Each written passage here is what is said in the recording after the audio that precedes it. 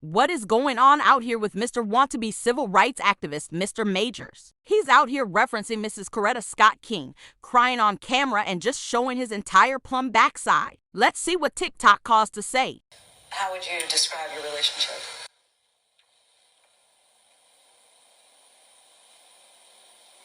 It's a miracle. She's an angel. She's held me down like a Coretta, you know. I'm so blessed to have her, you know. The relationship is still fresh, but, you know, I think I found her. Yeah. The one. I hope she just stick with me.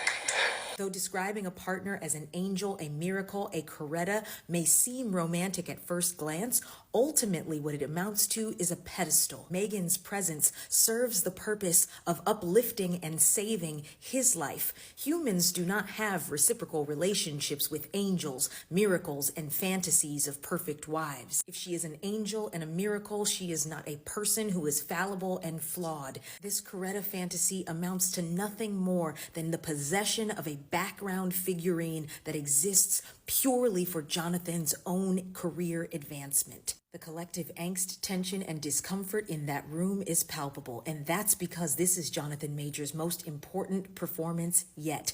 Can he convince us that he is a docile, reformed Black man worthy of Black love and therefore worthy to be reinstated in Hollywood? Okay, y'all, now that the Jonathan Majors case is over, can we finally have a conversation about why this 34-year-old man dresses like he's older than slavery? Baby, when they showed the footage from the cop vest from when they went into Jonathan Majors' apartment, and this was his boot collection? Qu'est-ce que ça veut dire? En vérité, qu'est-ce que ça... Does Jonathan know that he's only 34 years old? Why is his boot collection 300 years older than him? Why is he determined to dress like he going to happy hour with Harriet Tubman, Sojourner Truth, and Frederick Douglass might stop by? Why?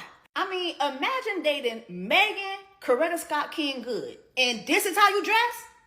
What the fuck is going on? Okay. Why is sis so damn funny?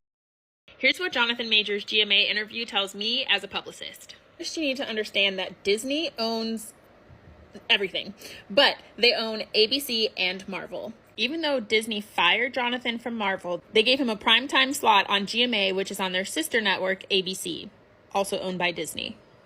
The interview opens up with a bit of a soft tone overall. The questioning was not curt or pointed. They even showed his injuries, which were inadmissible in court, or basically weren't allowed to be admitted as evidence. This is a stark difference in their potential interview style when they interviewed Jussie Smollett after his controversy and Robin Roberts was not giving him any sort of peace or a lifeline. Instead, they gave him multiple cleanup opportunities and explained some of the biggest controversies that were out there, such as her injuries and his Coretta Scott King comments. They did include a quote from Grace Jabari's attorney, and if they do plan to interview her, it's interesting that they led with his interview first and not hers. Given that she provided a statement, I doubt that there's an interview coming. They also flashed to Megan Good on the side, which is not uncommon, but not very usual. It helps paint a picture of the successful partner who's standing by his side as he clears his name against this wrongful conviction. He also mentioned he thinks he found the one with her, and Disney loves the love story. They're saying you didn't intend to injure her. Right. But the result of your recklessness injured her. Right. Were you reckless? I was reckless with her heart. Ran out of space on the app, so I had to finish this on my regular camera. Last thing that was telling to me is there were no follow-up questions. They gave him a lot of runway to get his messaging out there. They showed him crying in a more vulnerable state. All of the ways that they could control the narrative to negate this big, scary, monstrous character that's been painted. I think this is supported by Disney so that he can be socially acceptable to work with in a future project. Remember, they invested so much in him and his character through Marvel. He has at least one Disney executive that's on his side and looking for him to come out of this on top. Now, we all knew Buddy wasn't playing with a full deck when the internet found out that he was yelling at that white woman to be more like the Coretta Scott to his MLK Jr. Okay? But me personally, I wasn't following the outcome of the trial. Because that's just what happens when you choose to make your dating life an extreme sport.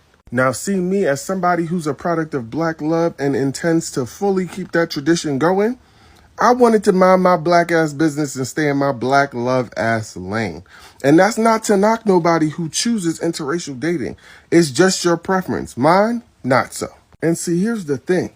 He keep referring to Auntie Coretta Scott King as though she wasn't the actual GOAT herself.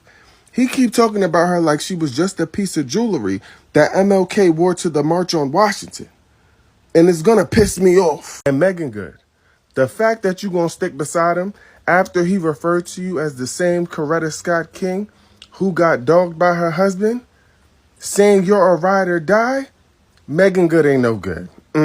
Get her out of here. Moral of the story, ladies, if a man tells you that he needs you to be his ride or die, you need to run. Because there's no reason that you need to die to get on that ride. Okay? And he is making a mockery of black history. Goodbye. Now, I just tell the truth, and telling the truth is crazy in a world full of lies.